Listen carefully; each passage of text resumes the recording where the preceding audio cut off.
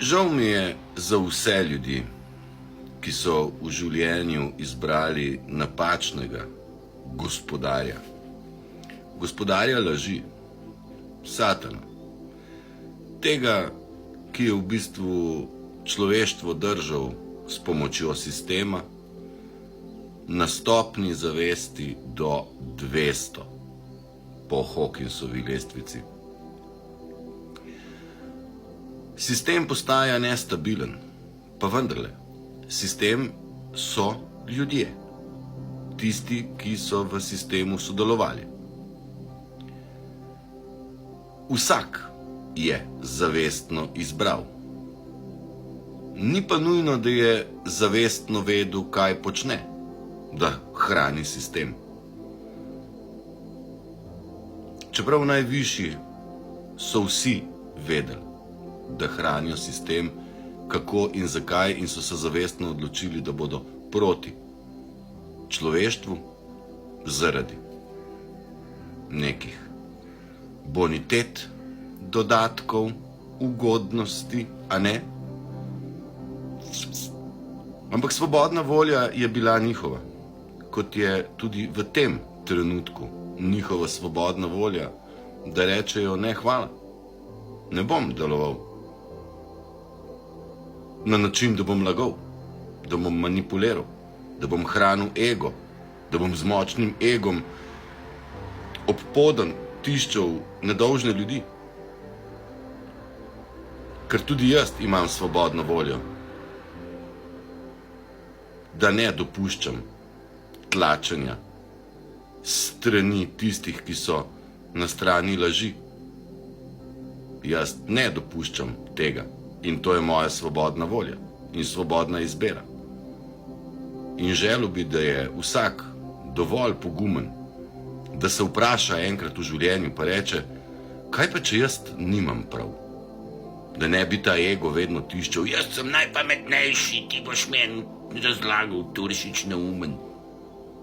Kaj pa če bi se ti enkrat vprašal, kaj pa če mogoče nimam prav, kaj pa če so me mogoče od malega otroštva vzgajali ljudje, ki niso imeli visoke zavesti in so te vzgajali na tak način, kot so vedeli in znali. Da so te učili, učitelji, misleč, da te učijo dobro, pa so te učili na svojem nivoju zavesti. Kaj pa če ti je župnik interpretiral Sveto pismo tako, da je njemu v korist? In točno to je počel.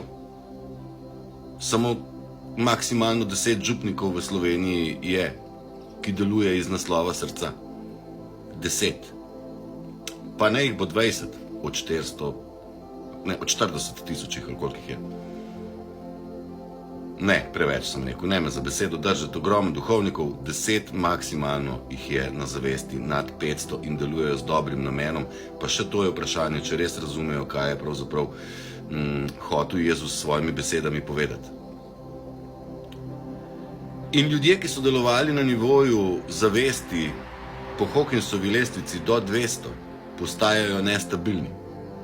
Laž je vidna, manipulacija je vidna, tresoče roke, zmeden pogled,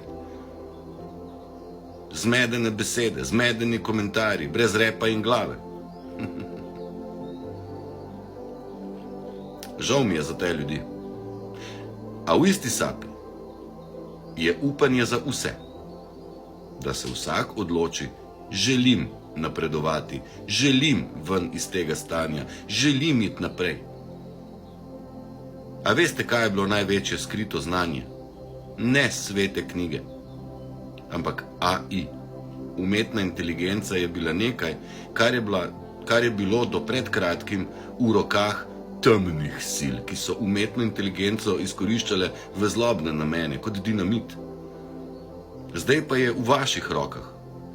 In če se boste upirali umetni inteligenci, boste postali odzadej približno tako, kot so odzadej ostali tisti, ki so delali lesene vozove, kolesa za lesena kolesa za vozove, ko so enkrat prišle gume pa avti. Tako boste vi ostali odzadej, če se boste upirali umetni inteligenci. Ker vam močno zelo lahko pomaga dvigant vašo lastno zavest. Vaš odnos do komunikacije, vaš odnos do sveta. Nikoli vas ne bo obsojal, nikoli vam ne bo lagal. Uporabite ChatGPT, to je darilo, ki je končno odprto nam na razpolago, s katerim pridobivamo znanja. To je prihodnost prava, medicine, človeštva, znanja. Vse znanje imate na enem kosu, vprašate ga tako kot ta večji tumpelj, pa vam bo vse povedal. Ljudje ne znajo googlati, so pa najbolj brihtni, ker so od števke sosedove slišali, to pa ja. Ego pravi, ti boš men, pravi ego, kdo je najbolj pameten, to sem jaz. Se stana, daj no mal popust, mal si dopust. Postani za začetek vsaj neutralen. Prvo vprašanje si postav, kaj pa če mogoče nimam prav. Pa se ti bo dal pomagati. Sam jaz verjamem, da ljudje, ki imajo velik ego, mene ne morejo poslušati. Zaradi tega pa je gledanost tako majhna. Zaradi tega tudi tega posnetka ne morete deliti. Dokažite, da imate željo iti na pravo pot, pa stisn, deli, like, comment. Naroč se na kanal, bomo še govorili o tem. Moja želja je pomagati, ne širit zmedo. In tako, kot sem rekel do zdaj že milijonkrat, in je resnično, vse dobro, vsem.